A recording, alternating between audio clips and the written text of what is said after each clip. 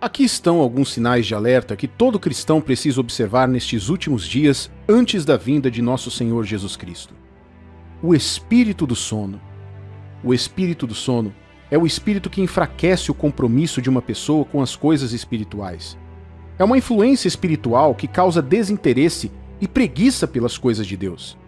Jesus contou a parábola das 10 virgens para ilustrar como será o reino de Deus nos últimos dias.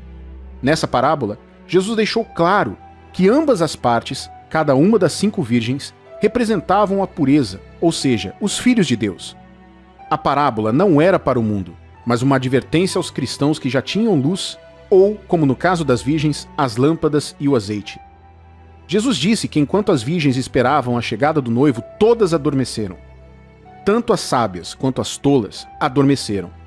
Enquanto dormiam, foi feito o anúncio da chegada do noivo.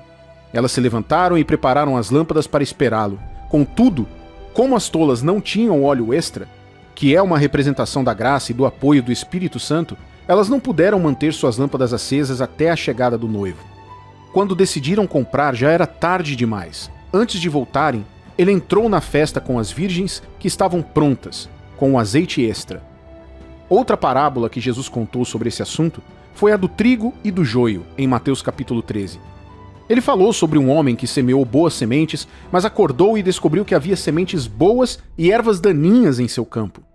Jesus disse que enquanto o homem dormia, seu inimigo veio secretamente e plantou ervas daninhas entre suas boas sementes. O espírito do sono tornará o cristão inativo ou passivo em relação às coisas sobre as quais ele deveria estar atento. Este é um dos sinais de alerta que todo cristão deveria prestar atenção nesses últimos dias.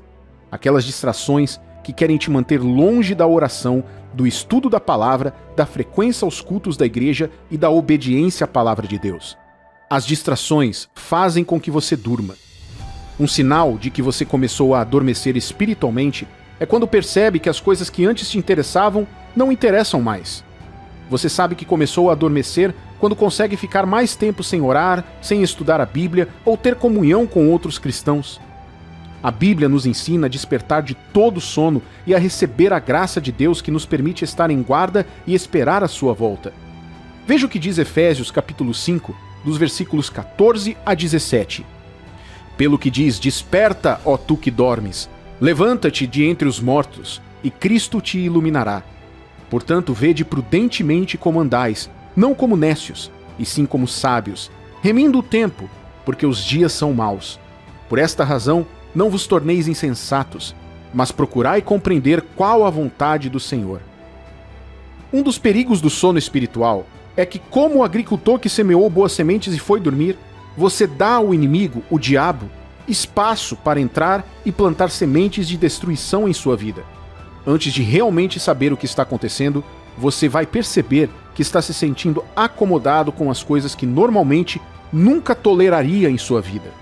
Isso é um sinal de sono. Quando você dorme, você permite que o inimigo plante coisas em sua vida que irão diminuir sua sensibilidade espiritual. Oro para que o Senhor desperte cada um de nós de todo sono e ilumine sua luz sobre nossas vidas, em nome de Jesus. Outro sinal a ser observado nesses últimos dias como cristão é o aumento do pecado e da maldade do ser humano. Jesus disse que nos últimos dias a iniquidade se multiplicaria. Hoje em dia você não precisa ter televisão para saber o que está acontecendo no mundo. Você não precisa ver as notícias para saber o quão degenerado o mundo se tornou. O mundo sempre esteve espiritualmente morto, mas ainda existiam alguns valores morais fortes sendo defendidos na sociedade. Mas hoje, quase todos os sentidos de moralidade foram jogados pela janela. Toda forma imaginável de pecado e abominação está sendo explorada e normalizada no mundo. Podemos chorar o dia todo, mas isso não mudará o fato de que tudo isso são sinais de que o fim está perto.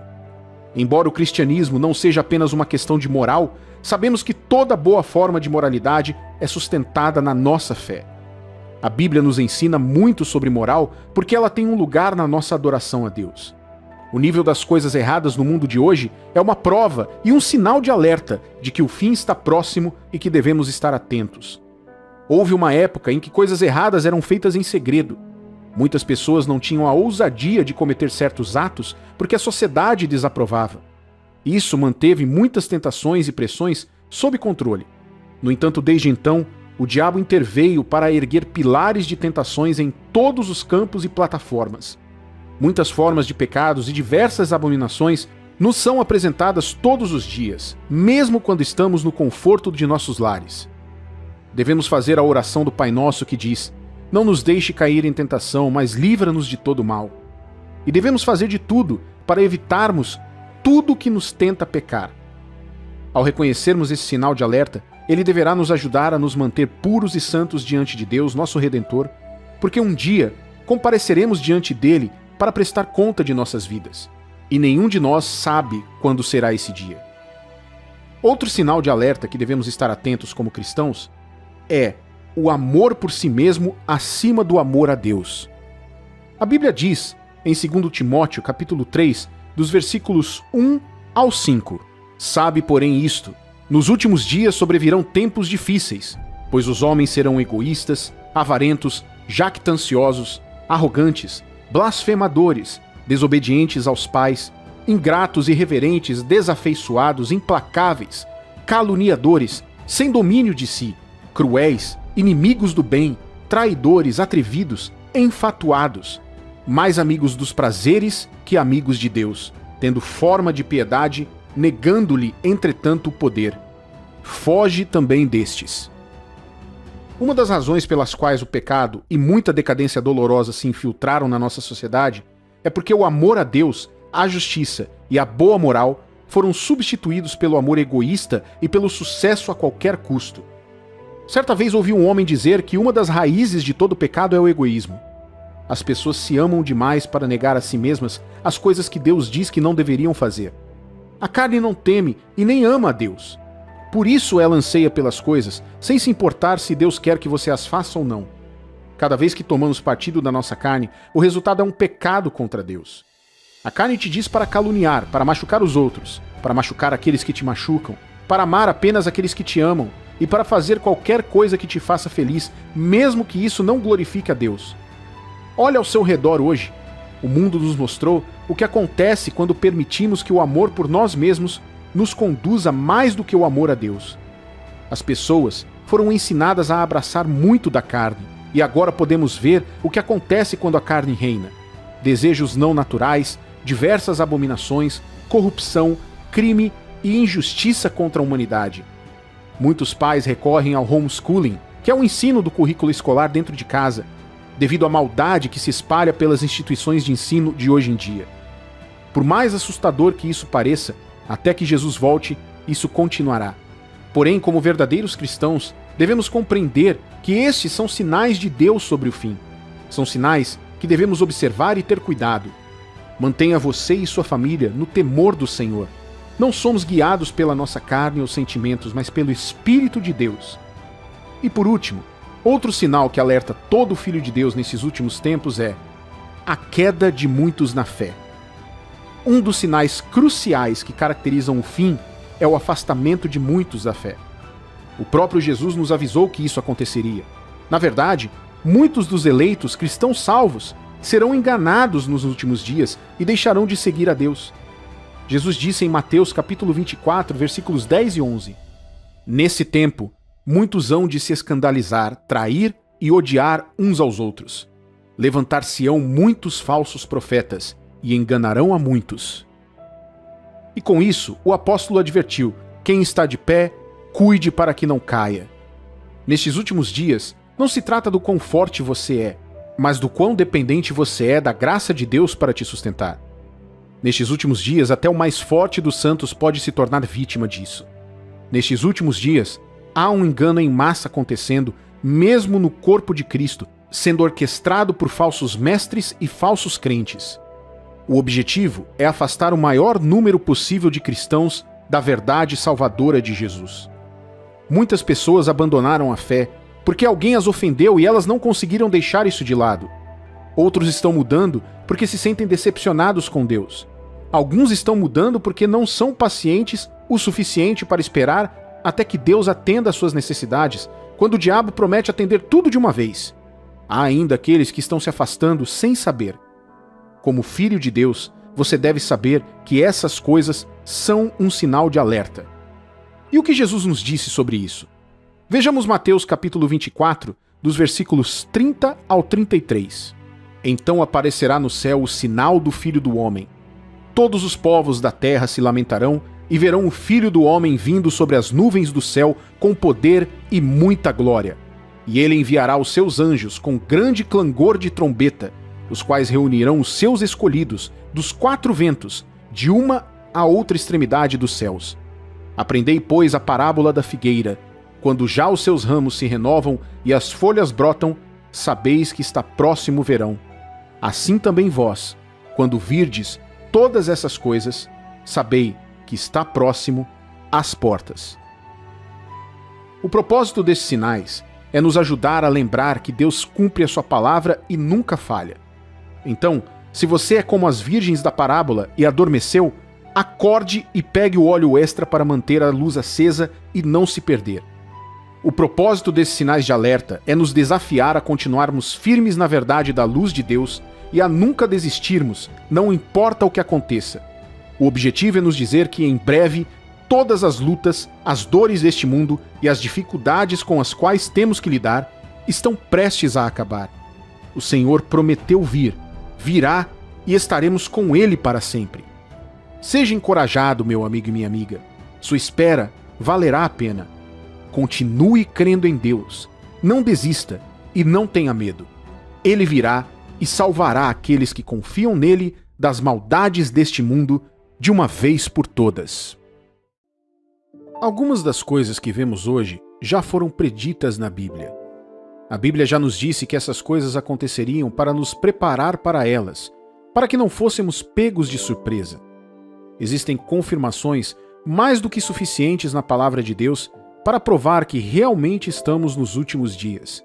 E nesses últimos dias, podemos ver como o mundo está se movendo, como as nossas sociedades estão mudando e como as culturas estão caminhando na mesma direção para entrar no reinado do Anticristo.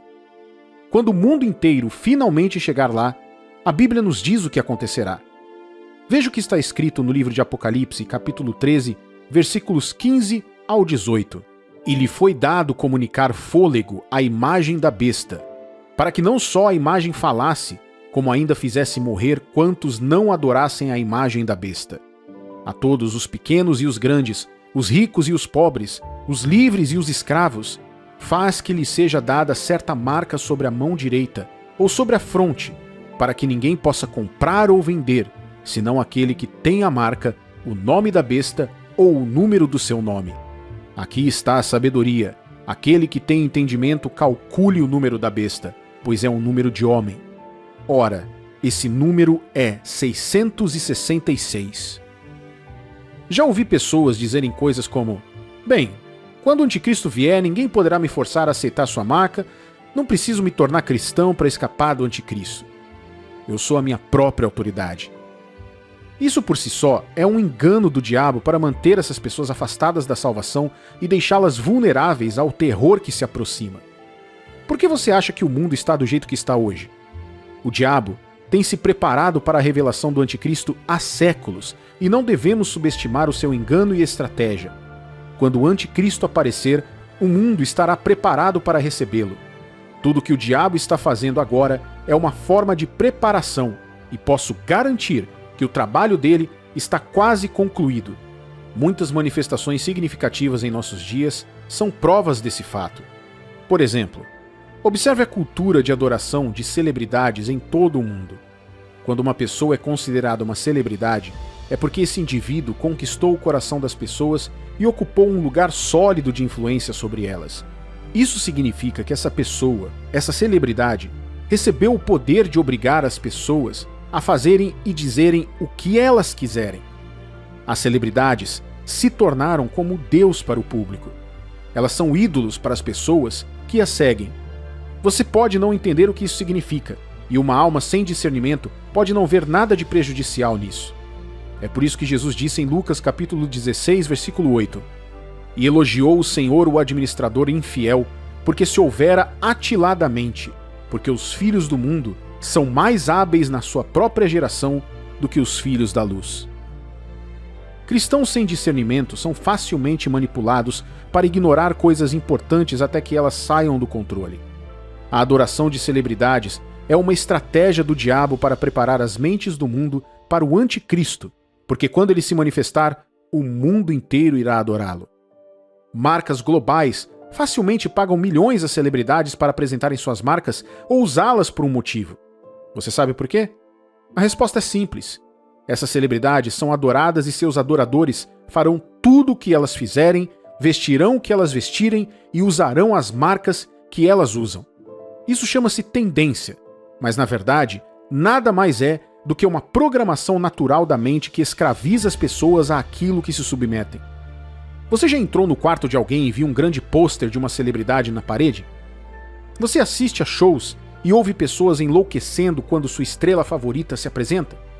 Essas pessoas são exaltadas, equiparadas a uma divindade, embora sejam apenas humanos como nós. Já vi pessoas dizerem que estão dispostas a dar o seu último centavo para ver a apresentação de sua celebridade ou banda favorita. Elas chegam a dizer que estão dispostas a cancelar qualquer um que diga algo negativo contra o seu ídolo. Quer sejam atletas, estrelas da música, artistas de cinema ou qualquer outro tipo de celebridade, elas se tornam ídolos para as pessoas que são obcecadas por elas. Essas pessoas leem, assistem e até imitam suas escolhas de vida como se fossem perfeitas.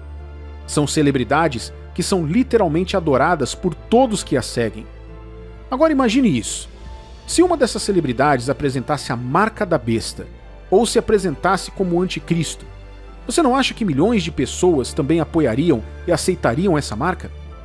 Se o anticristo aparecesse hoje, não seria mais tão difícil que as pessoas o seguissem e fizessem as coisas que ele deseja sem força nenhuma. Você sabe por quê? Porque a sociedade foi programada e ainda está sendo programada em preparação para isso pelas coisas que acontecem hoje. A adoração de celebridades é uma ferramenta e, infelizmente, até a vemos entrar na igreja hoje em dia, onde alguém ou um grupo de pessoas que afirmam representar o nome de Jesus estão, na verdade, sendo exaltados acima de Deus e de sua palavra. Talvez você tenha ouvido falar ou visto um pastor ou ministro famoso. Não estou dizendo isso para criar divisão ou pintar uma imagem ruim do corpo de Cristo, mas sim para nos ajudar a saber o que está acontecendo e tratar os problemas que nos atormentam para que não sejamos vítimas desse mal. Onde Jesus não está sendo exaltado como Rei sobre todos, Satanás o estará, mesmo que seja dentro das quatro paredes de uma igreja. Mas deixe-me perguntar, que tipo de cultura devemos praticar como filhos de Deus? A adoração aos homens ou a adoração ao Criador e ao nosso Salvador Jesus Cristo? Pense nisso, apenas pense nisso por um momento. Há pessoas que têm muita influência e o diabo sabe disso, e o anticristo será introduzido através dessa influência. Ele também será, por direito próprio, uma celebridade. Você pode ver isso com base no que diz Apocalipse, capítulo 13, versículo 4. Todos adoravam o dragão, porque ele tinha dado a sua autoridade ao monstro. Eles adoravam também o monstro, dizendo: quem é tão forte como o monstro? Quem pode lutar contra ele? O monstro, também conhecido como a besta, será amado e adorado por toda a humanidade além do que podemos imaginar hoje.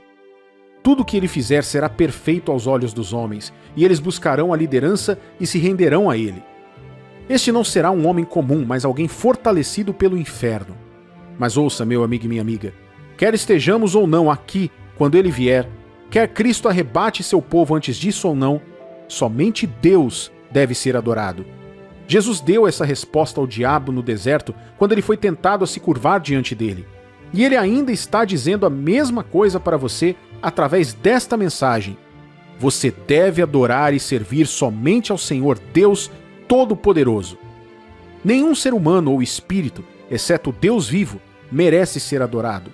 Somente Deus deve ser adorado. Nenhum pregador, político ou celebridade merece adoração. Deus deve ser adorado. Somente Deus é digno disso. Não eleve ninguém acima de Deus. Só Deus é grande e deve ser louvado. Exaltar ou dar sua glória a alguém ou qualquer outra pessoa levará você a um caminho perigoso. Mas será a adoração das celebridades a única influência que o diabo está usando na preparação do mundo para a revelação do anticristo? Não. Isso é apenas uma parte do grande plano do inimigo. É por isso que você precisa estar alerta. As pessoas estão começando a mudar e tudo que a Bíblia nos disse que aconteceria já começou a acontecer. Cada dia nos aproxima cada vez mais da volta de Jesus e devemos viver preparados para não sermos pegos de surpresa. Além da cultura de adoração de celebridades, a Bíblia nos fala de outra coisa que começará a crescer e a ocupar o centro das atenções na preparação para a revelação do Anticristo. É o aumento da apostasia como nunca foi visto antes. Isso será uma revolta contra todas as coisas boas a nível global. Até mesmo muitos cristãos, na tentativa de não ofender o mundo, têm sido apanhados na teia deste enorme engano. Segundo Tessalonicenses capítulo 2, dos versículos 3 ao 12, nos fala extensivamente sobre isso. Não deixem que ninguém os engane com nada disso, pois antes desse dia terá de acontecer a revolta contra Deus, e terá de aparecer o perverso, que está condenado a ir para o inferno. Ele será contra tudo que as pessoas adoram e contra tudo que elas acham que é divino. Ele vai se colocar acima de todos e até mesmo vai entrar e sentar-se no templo de Deus e afirmar que é Deus. Por acaso vocês não lembram que eu lhes disse tudo isso quando estava com vocês? E vocês sabem também que existe alguma coisa que não deixa que isso aconteça agora, porém no tempo certo o perverso aparecerá. A misteriosa maldade já está agindo, mas o que está para acontecer acontecerá somente depois que for afastado aquele que não deixa que isso aconteça. Então o perverso aparecerá, e o Senhor Jesus, quando vier, o matará com um sopro e o destruirá com a sua gloriosa presença. O perverso chegará com o poder de Satanás e fará todo tipo de falsos milagres e maravilhas, e enganará com todo tipo de maldade os que vão ser destruídos. Eles vão ser destruídos porque não aceitaram nem amaram a verdade que os poderia salvar. Por isso Deus envia o poder do erro para agir neles, a fim de que acreditem naquilo que é falso. O resultado disso é que serão condenados todos os que não creem na verdade, mas têm prazer no pecado. Se você parar e observar tudo o que tem acontecido no mundo nas últimas 2 ou 3 décadas, poderá realmente ver como cada tendência política, lei e o chamado avanço social levaram a cada vez mais ilegalidades e abominações no mundo. Hoje as pessoas estão sendo forçadas a aceitar estilos de vida e leis que vão contra a nossa fé, contra o nosso Deus.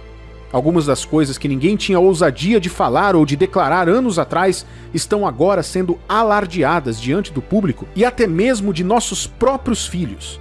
Coisas que antes eram consideradas criminosas agora são defendidas como direitos do povo. Essas coisas, meu amigo e minha amiga, são o que a Bíblia chama de misteriosa maldade e que já está em ação. Tudo faz parte do plano do diabo em preparar o mundo para a revelação do Anticristo.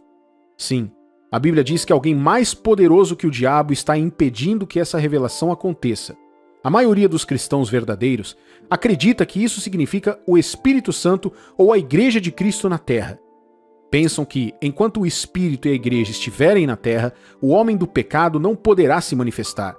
Mas uma vez que aquele que o restringe estiver fora do caminho, ele já não será mais restringido e se levantará para estabelecer o seu reino. Não se surpreenda que as pessoas estejam começando a mudar, que você não possa confiar em mais ninguém, que amar as pessoas tenha se tornado difícil ou que compartilhar sua fé tenha se tornado mais desafiador. Isso acontece porque o diabo enviou espíritos malignos que trabalham através dos meios de comunicação, de influenciadores e de diversas manipulações para escravizar as pessoas e preparar os seus corações para ele. O que você e eu estamos vendo no mundo hoje não é nada comparado ao que acontecerá quando o Anticristo se revelar. Esta é a verdade fundamental e devemos nos preparar e estar prontos para o retorno do Senhor Jesus, quando ele vier para tirar a sua igreja da terra. Acredito fortemente que o mundo está preparado para passar para a próxima fase dos eventos do fim dos tempos, que é o arrebatamento. Este não é o momento de jogar a cautela ao vento. Sim, muitos já estão adormecendo ou se distraindo com o mundo, mas você deve ficar preparado. Ame, ore e continue falando a verdade. E, acima de tudo, cuide da sua salvação. não se espera que nenhum cristão de verdade siga as tendências atuais dos acontecimentos mundiais. Devemos discernir que as Escrituras já estão sendo cumpridas. As pessoas estão começando a mudar. A sociedade se tornou cada vez mais anti-Deus e anticristo em natureza e em ações. É hora de acordar, meu amigo e minha amiga. Lembre-se de que a vinda do Senhor é iminente e à medida que as trevas continuam a se espalhar pela terra, devemos provar que somos filhos da luz a todo tempo. Pregue a mensagem de Jesus sempre que puder, sem vergonha e sem medo. Corte tudo que te mantém sob a influência do mundo e se entregue completamente a Cristo, quer você seja aceito pelas pessoas ou não. Este não é o momento de nos conformarmos com o mundo, mas de procurarmos nos moldar cada vez mais à imagem de Cristo. Como seguidores de Cristo, cada evento em nossas vidas leva a algo. Acreditamos, oramos e compartilhamos o Evangelho de Deus para que quando o encontrarmos, ele fique satisfeito conosco. A vida eterna é nosso objetivo final. Seguimos a vontade de Deus usando Jesus como exemplo para reivindicar um lugar no seu reino quando chegar a hora. Mas, além de encontrarmos o nosso Criador na vida após a morte, sabemos que chegará o momento em que Jesus voltará pessoalmente e se dará a conhecer a cada criatura viva. Deus se mostrou completamente em seu Filho, o Senhor Jesus Cristo, conforme narrado em João, capítulo 1, versículo 18. Ninguém jamais viu a Deus, o Deus unigênito, o que está no seio do Pai, é quem o revelou. Estamos nos preparando para que quando descer e julgar a todos nós, Jesus fique satisfeito com a vida espiritual que levamos. Ele também estará aqui para nos ver e ouvir proclamar a glória e honra que ele merece. Imagine se Jesus nos visitasse nesse exato momento. Você acha que ele ficaria orgulhoso de quem você é atualmente? Tenho certeza de que haverá respostas variadas, mas de uma coisa tenho certeza: estamos em construção. Deus está continuamente nos ajudando a ser semelhantes a Cristo, porque um dia ele verá pessoalmente suas obras-primas. Em Apocalipse capítulo 2, ele disse especificamente à nação que praticava sua palavra para se apegar ao que tem até que ele venha. Da mesma forma, devemos nos apegar à nossa fé e nos alegrarmos enquanto esperamos no Senhor.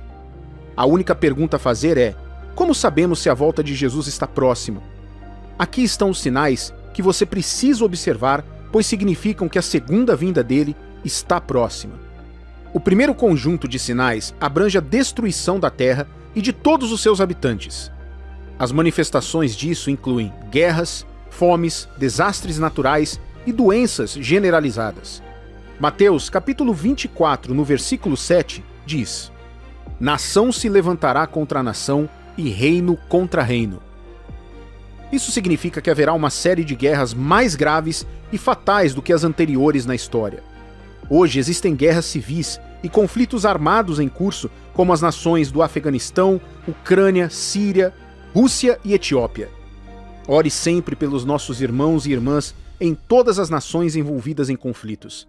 A Bíblia profetizou que haverá escassez global de alimentos, calamidades e pandemias também.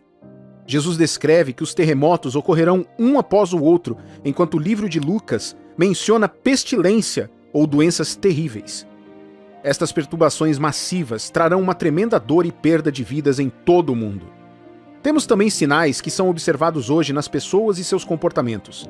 O primeiro sinal são as atitudes perversas. Isso se refere à moral que se deteriorou mais do que nunca. Em outras épocas, a chance de encontrar pessoas ruins era baixa. Não era todo dia que você podia ver alguém furando a fila, esbarrando em você sem um pedido de desculpas ou te esnobando abertamente. Porém, ultimamente, e como a Bíblia diz que aconteceria nos últimos dias, você já pode perceber que há mais maçãs podres do que boas. É o que diz Mateus capítulo 24, versículo 10. E então, muitos se escandalizarão, trairão uns aos outros e se odiarão. Há mais ódio circulando, os princípios são mais corruptos, e o pior é que essas pessoas sequer sentirão vergonha disso. Mesmo agora, o diabo está sempre plantando pessoas e coisas que ajudam a propagar a maldade. Mas quando a volta de Jesus estiver próxima, o ódio se tornará o novo normal. A próxima coisa a observar é a disfunção na família. A família é a unidade básica da comunidade. O livro dos Salmos diz como é bom e agradável quando as famílias vivem juntas como uma só. Numa época em que a maldade prevalece, isso sem dúvida afetará os nossos círculos íntimos, começando pela nossa família. O livro de Timóteo prediz que chegará um tempo em que não haverá afeição natural pelos membros da família e a desobediência dominará o coração dos filhos. Sabemos que o relacionamento de alguém com sua família reflete seu caráter. Então, se a maioria das pessoas vive com uma família disfuncional, o que isso nos diz sobre a gravidade desse sinal? 1 João, capítulo 4, versículo 20, nos dá uma boa ideia. Quem afirma amar a Deus, mas odeia um irmão ou irmã, é mentiroso. Pois quem não ama seu irmão ou irmã a quem vê, não pode amar a Deus a quem não vê. Isso me leva ao próximo sinal. A devoção a Deus diminuirá. Quando não conseguimos nem amar plenamente a nossa família, as pessoas que Deus designou para estarem conosco pelo resto de nossas vidas, isso diz muito sobre o nosso relacionamento com Deus. O livro de Timóteo ilustra isso. As pessoas serão amantes de si mesmas, amantes do dinheiro, arrogantes, orgulhosas, abusivas, desobedientes aos pais, ingratas, profanas, sem amor, implacáveis, caluniosas, sem autocontrole, brutais, traiçoeiras, precipitadas, vaidosas, mais amantes dos prazeres do que amantes de Deus. O narcisismo estará no auge nos últimos dias. Você consegue se imaginar lidando com esse tipo de pessoa? Parece muito duro nas escrituras, mas essas características são comumente exibidas pelas pessoas de hoje. A melhor maneira de glorificar a Deus é seguir sua palavra e se esforçar para ser temente a Ele. Este sinal é exatamente o oposto. Tenha cuidado e tome nota ao conhecer pessoas com essa personalidade. Ainda não é tarde para compartilhar a palavra do Senhor. Por causa da falta de orientação das pessoas, Mateus 24:12 diz que o amor se esfriará de quase todos. Pelo lado positivo, outro sinal é que ocorrerá uma maior compreensão da Bíblia em geral. Você já ouviu a expressão ver para crer? Bem, à medida que nos aproximamos do fim, tanto os não crentes como os crentes verão como as profecias se cumprirão exatamente da maneira como foram contadas na Bíblia.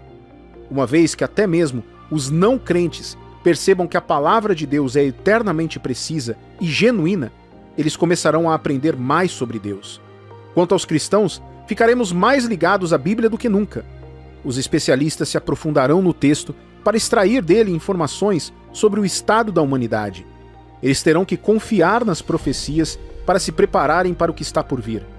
Isso catalisará o próximo sinal, um movimento de pregação mais forte. Em Mateus 24:14 está escrito: "E este evangelho do reino será pregado em todo o mundo, em testemunho a todas as nações, e então virá o fim." As pessoas vão querer se apegar ao evangelho depois de verem que Deus é verdadeiramente real.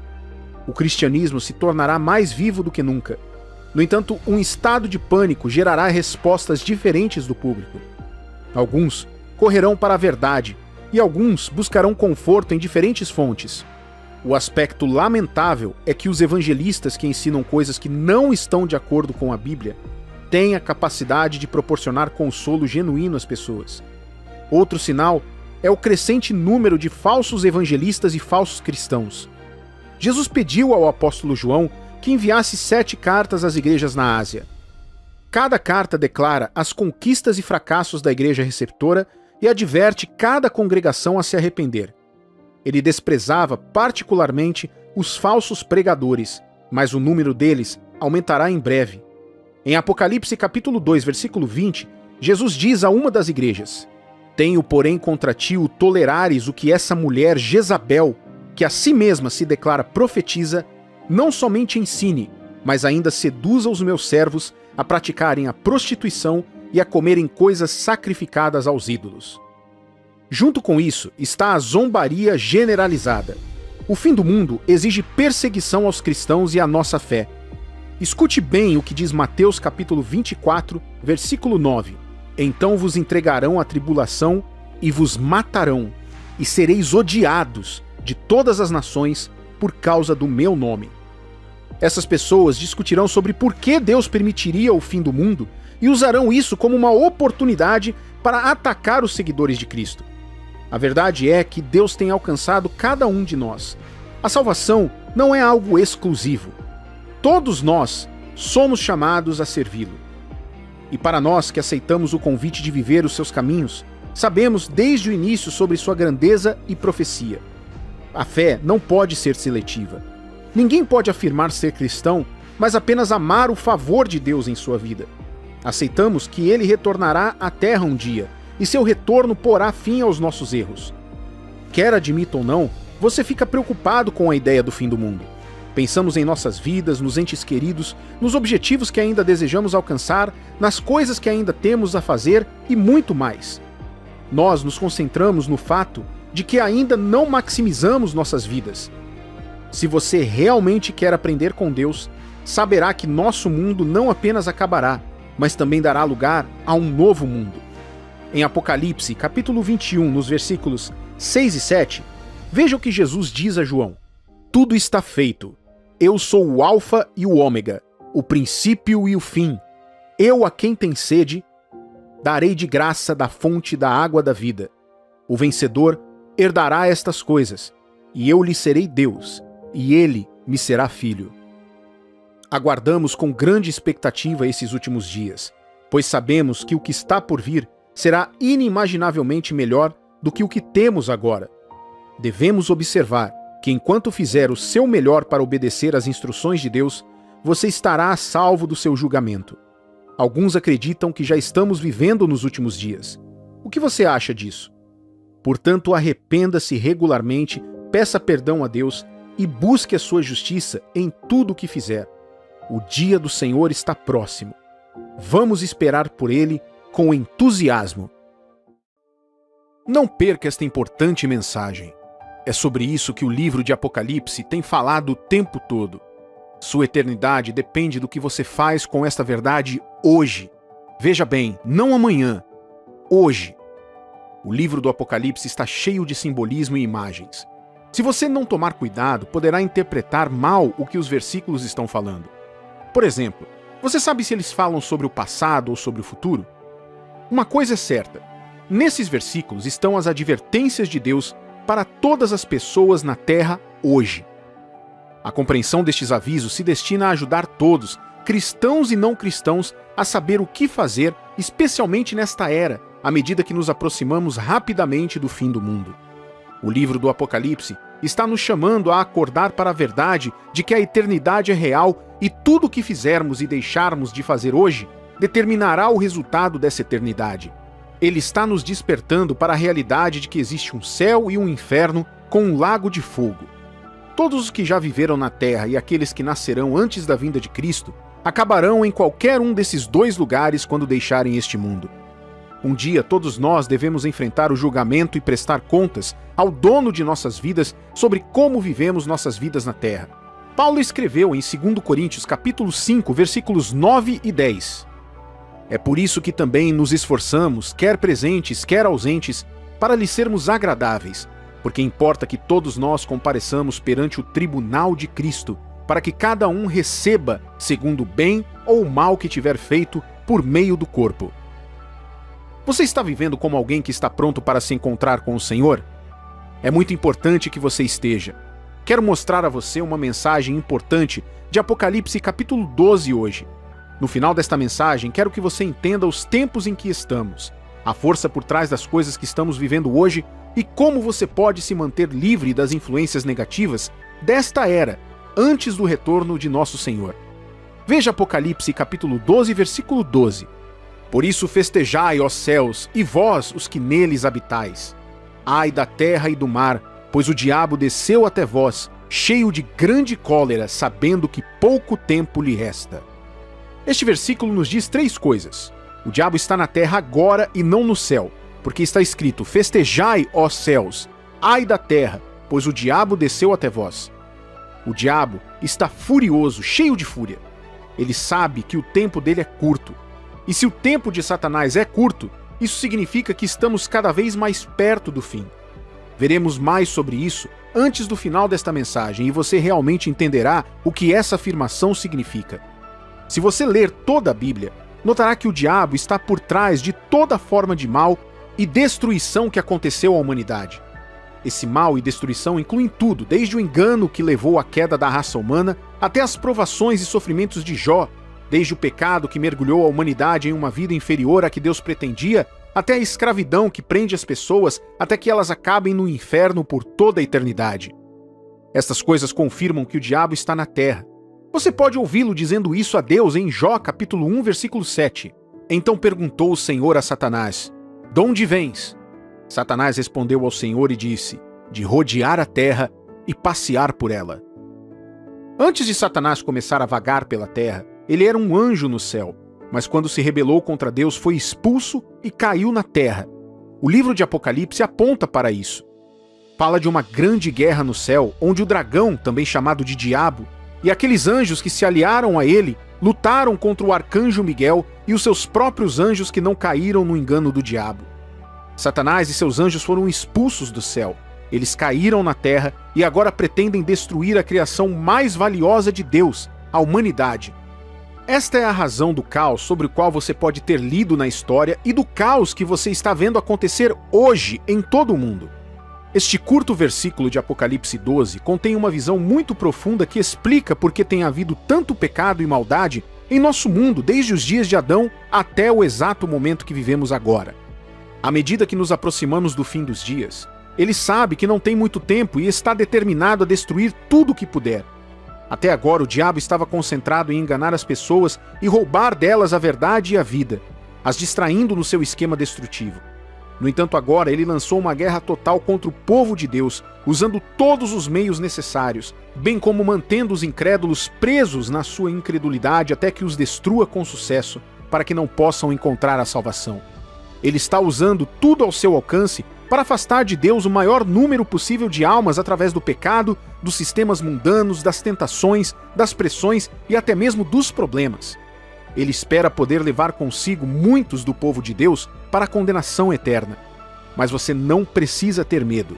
Deus providenciou uma maneira de escapar, dando Jesus Cristo como sacrifício pelos nossos pecados. Quando Jesus pagou o preço pelos pecados da humanidade, que nos mantém afastados de Deus, ele também derrotou Satanás para sempre naquela cruz em nosso favor. Vejamos o que diz Colossenses capítulo 2, versículos 13 ao 15. "E a vós outros, que estáveis mortos pelas vossas transgressões e pela incircuncisão da vossa carne, vos deu vida juntamente com ele, perdoando todos os nossos delitos, tendo cancelado o escrito de dívida que era contra nós e que constava de ordenanças, o qual nos era prejudicial, removeu-o inteiramente, encravando-o na cruz e despojando os principados e as potestades, publicamente os expôs ao desprezo, triunfando deles na cruz." O mundo hoje é um foco de pecado, abuso, maldade, abominações, morte e dor. Quando dizemos que o diabo se tornou desenfreado, você pode ver tudo isso ao seu redor, tanto dentro como fora das quatro paredes da igreja. Dentro das nossas igrejas há falsos profetas, enganando as pessoas com palavras que não concordam com a palavra de Deus, encorajando as pessoas a viverem para si mesmas e não para Deus. Eles estão usando as pessoas para satisfazer a sua própria ganância, em vez de levá-las a Deus. Além disso, dentro da igreja há pessoas que levam vidas duplas, passando a impressão de bondade, mas vivendo na ganância, sem se incomodarem com a pecaminosidade e vivendo com um coração impenitente e endurecido contra a verdade. Você também tem dissensões e divisões, amargura e falta de perdão na igreja. E também, quando olha para fora da igreja, você pode ver como todo lugar está infestado de guerras, crises, doenças, estilos de vida abomináveis e abusos. A sociedade continua normalizando abominações e agindo contra a justiça. Essas coisas não estão simplesmente acontecendo. São os reflexos do que lemos em Apocalipse capítulo 12, versículo 11. O diabo está cheio de fúria porque o seu tempo é curto, então ele está decidido a destruir.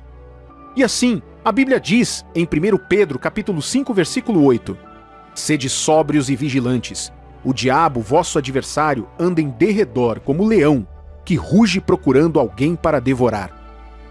Neste mundo você tem apenas um inimigo verdadeiro, e é quem faz de tudo para não descansar até destruir completamente sua alma na condenação eterna: o diabo.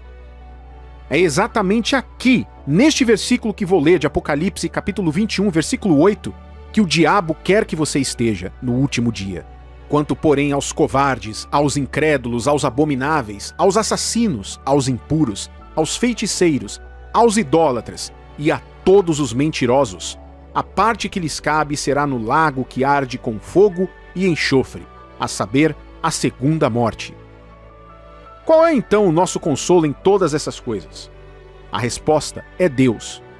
É nos voltando e focando em Jesus que encontraremos segurança.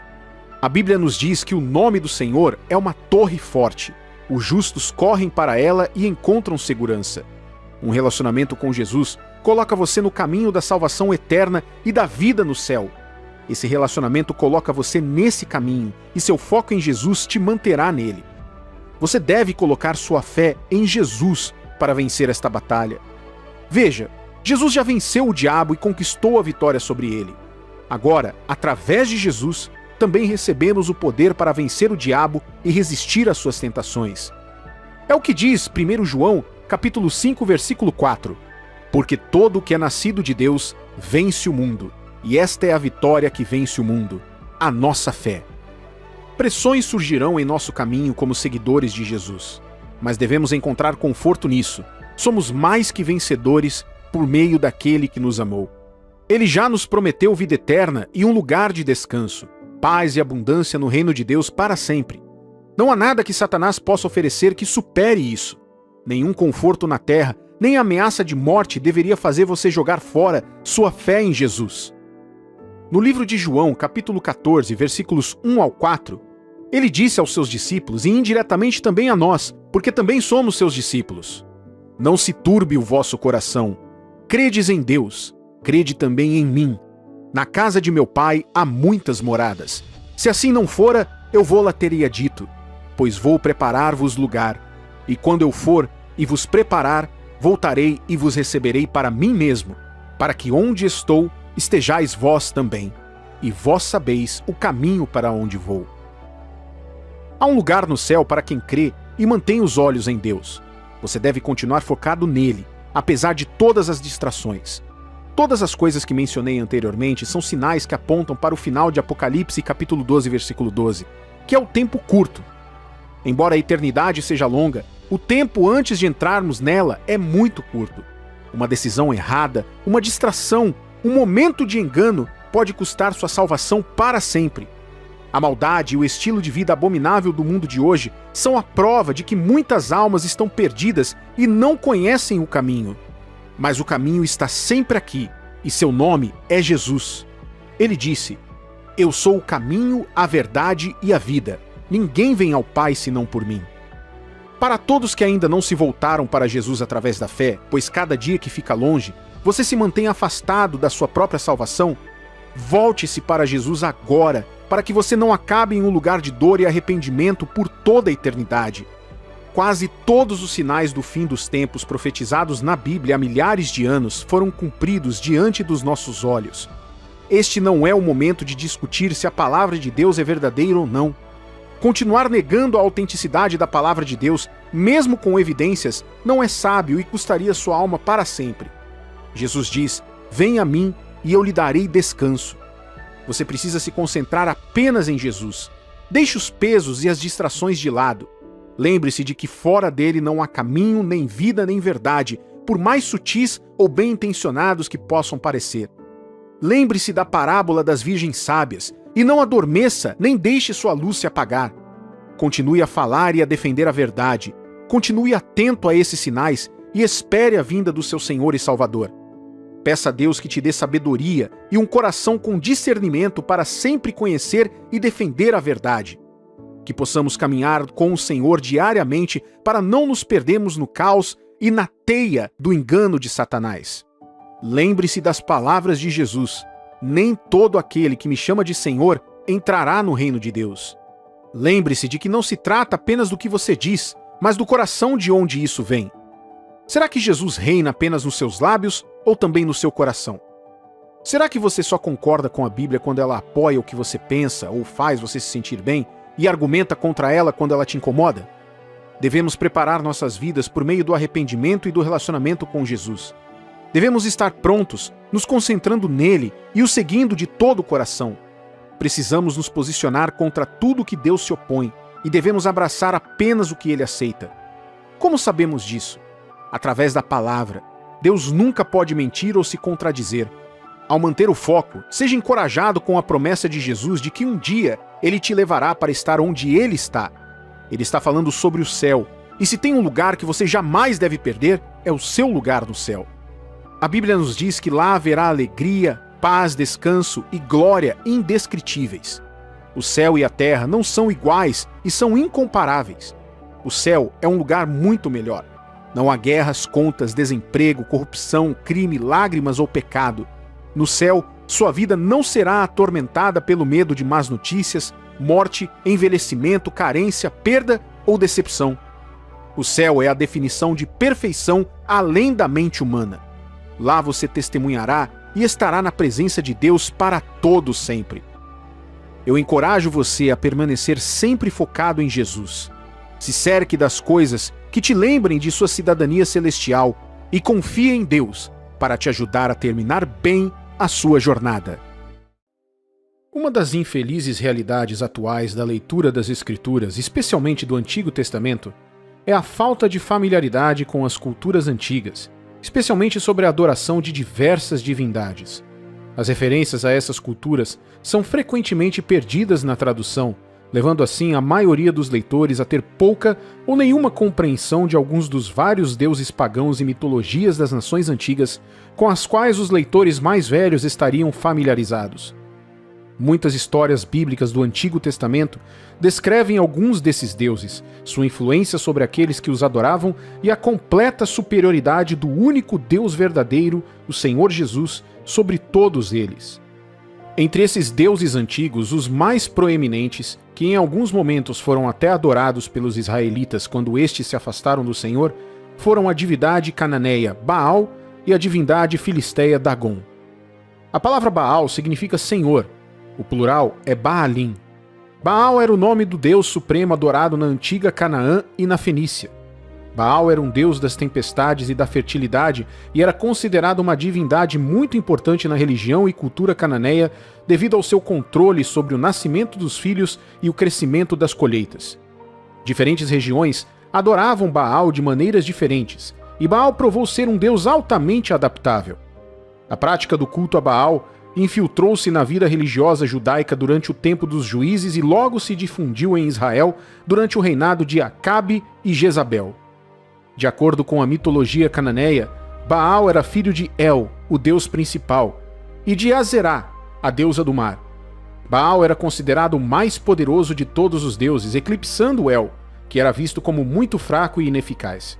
Em várias batalhas, Baal teria derrotado Yam, o deus do mar, e Mot, o deus da morte e do submundo. As irmãs consortes de Baal eram Astarote, uma deusa da fertilidade associada às estrelas, e Anate, uma deusa do amor e da guerra. Os cananeus adoravam Baal como deus do sol e como deus da tempestade, e ele geralmente era retratado segurando um raio. Ele era visto como um deus que derrotava inimigos, produzia colheitas e criava filhos. A adoração de Baal estava enraizada na sensualidade e envolvia prostituição ritualística nos templos. Às vezes, apaziguar Baal exigia sacrifício humano, geralmente o primogênito daquele que fazia o sacrifício. Os sacerdotes de Baal apelaram ao seu Deus em ritos de abandono selvagem que incluíam gritos altos e estáticos e ferimentos auto-infligidos, como visto quando o profeta Elias os desafiou para um duelo no Monte Carmelo para ver quem era o Deus Supremo. Depois que os profetas de Baal desistiram, porque nenhuma resposta vinha para provar sua existência, Elias fez uma oração simples, e Deus respondeu imediatamente com fogo do céu. A evidência foi esmagadora e o povo reconheceu a grandeza de Deus. Veja, a maioria das pessoas não sabe que quando os fariseus chamavam Jesus de Beuzebu, eles os estavam ligando a Baal. Mas a palavra de Deus é a prova de que Jesus é o Senhor e o Senhor Deus é supremo sobre todas as outras divindades. Eles nada mais são do que demônios disfarçados de deuses. Dagon desempenhou um papel semelhante ao de Baal, como deus da fertilidade e da vegetação. Começando no livro de Juízes, há uma linha consistente do Senhor Deus Todo-Poderoso sendo proclamado como o único Deus verdadeiro sobre Baal e Dagon, que percorre toda a história deuteronômica. Dagon era a principal divindade dos filisteus e a adoração desse deus pagão remonta ao 3º milênio antes de Cristo. De acordo com a antiga mitologia filisteia, Dagon foi o pai de Baal, em contraste com El dos cananeus. Dag, em hebraico, significa peixe. Consequentemente, Dagon era o deus peixe e era representado como uma criatura meio homem, meio peixe. Existem 3 passagens onde Dagon é mencionado na Bíblia. A primeira menção está no livro de Juízes, na história de Sansão, quando os filisteus o capturaram através do engano de Dalila, uma filisteia por quem Sansão se apaixonou. Os filisteus, acreditando que Dagon havia entregado Sansão em suas mãos, ofereceram-lhe um grande sacrifício.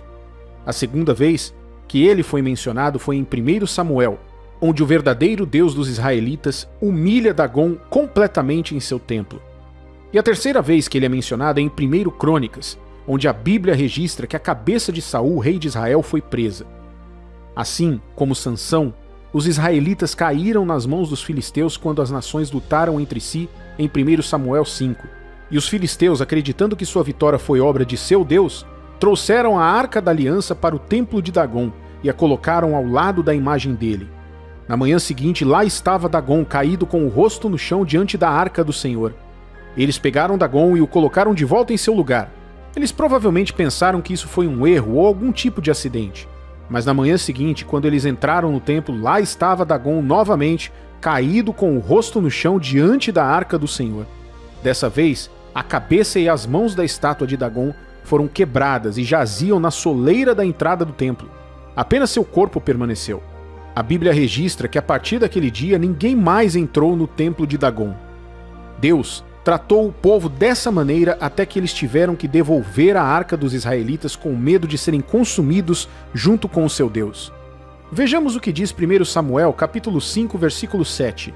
Vendo os homens de Asdod que assim era, disseram: não fique conosco a arca do Deus de Israel, pois a sua mão é dura sobre nós e sobre Dagon, nosso Deus. Seja a história de Gideão derrubando o altar de Baal, a história de Sansão derrubando os filisteus em seus últimos momentos no templo de seu Deus, e a história da humilhação de Dagon por Deus em seu próprio templo, entre muitos outros casos, a Bíblia nos diz mais do que precisamos saber sobre essas divindades em comparação com um Deus vivo. Veja, desde os dias em que os israelitas receberam a lei do Senhor até a vinda de Cristo, Deus os proibiu de adorar qualquer ídolo ou de participar de qualquer forma de idolatria. Vejamos Deuteronômio, capítulo 6, versículos 14 e 15. Não seguirás outros deuses, nenhum dos deuses dos povos que houver à roda de ti, porque o Senhor teu Deus é Deus zeloso no meio de ti, para que a ira do Senhor teu Deus se não acenda contra ti e te destrua de sobre a face da terra. Vimos Deus demonstrando sua ira contra a idolatria entre seu povo pela primeira vez, quando eles fizeram um bezerro com seus ouros, brincos e pulseiras e proclamaram aquela imagem como o Deus que os tirou do Egito. Apesar de verem a mão de Deus em suas vidas e em seu favor, eles passaram a dar glória que somente ele merecia a um falso Deus feito com suas mãos e recursos dados a eles por Deus. Eles pagaram caro com suas vidas. Mesmo depois de entrar na Terra Prometida, os israelitas se voltavam repetidamente para outros deuses. E cada vez que faziam isso, eram vítimas da guerra e da escravidão. Isso é muito importante para nós como filhos de Deus hoje. Cada vez que prestamos nossa adoração a qualquer coisa que não seja o Senhor Jesus, nos abrimos ao domínio do diabo. Isso ocorre porque, embora esses deuses não sejam nada comparados ao Senhor e não possam fazer nada por si mesmos, na verdade eles representam demônios, se passando por deuses, para que possam afastar de Deus o coração dos homens e receber a glória que só Deus merece. É até uma questão de lógica. Como pode Deus, o Criador do universo, ser comparado a um boneco feito por mãos humanas? Paulo escreveu em 1 Coríntios capítulo 10, versículos 19 ao 23. Que digo, pois?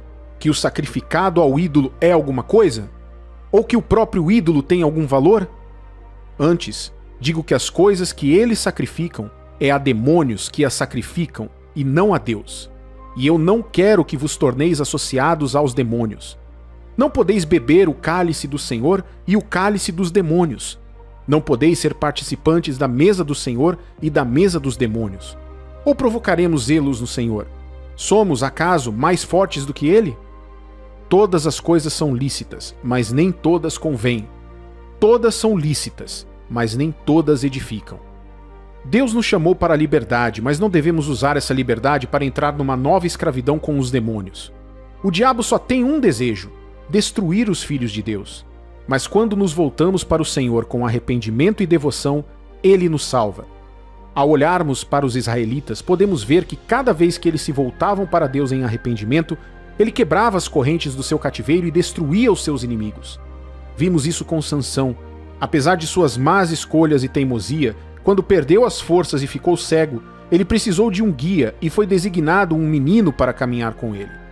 Imagine como o inimigo o reduziu de um homem poderoso que poderia derrubar milhares de filisteus de uma só vez a um cego que precisava de um guia. Mas quando o trouxeram para ridicularizá-lo, Sansão pediu ao menino que o levasse até os pilares que sustentavam o prédio. Lá ele orou pela misericórdia do Senhor e por força para derrotar os inimigos. Deus respondeu e deu a ele uma vitória naquele dia que foi maior do que todas as suas vitórias em sua vida. Ao observarmos esse cenário, podemos aprender como Sansão passou de um homem arrogante a um homem humilde que admitiu que precisava de ajuda. Essa foi a primeira vez que vimos Sansão pedindo ajuda a alguém ou pedindo ajuda a Deus. Ele percorreu um longo caminho em sua experiência. Assim como Sansão, os israelitas certa vez se apegaram às bênçãos de Deus nas suas vidas e as transformaram em um ídolo que os levou à ruína. E na história, vimos como pessoas transformaram tudo em ídolos: a natureza, o dinheiro, o desconhecido e todas as coisas criadas. E o diabo sempre se aproveitou disso para nos colocar contra o Senhor e tirar de nós essas bênçãos, prometendo coisas maiores. Mas Davi escreveu no Salmo 113, versículos 5 e 6: Quem há semelhante ao Senhor nosso Deus, cujo trono está nas alturas, que se inclina para ver o que se passa no céu e sobre a terra. Existe verdadeira liberdade e paz em Deus, e Ele nos convida a um relacionamento com Ele. Nenhum dinheiro, luxúria, prazer, ídolo, pessoa, trabalho ou coisa poderá fazer o tipo de diferença que um relacionamento com Deus pode fazer em sua vida. Hoje, Deus está quebrando correntes e libertando pessoas. Assim como Ele fez no passado quando o invocamos, Ele ainda aparece para humilhar qualquer Deus em nossas vidas e ao nosso redor. E se o invocarmos e adorarmos somente a Ele, Deus se levantará e fará o impossível para nós.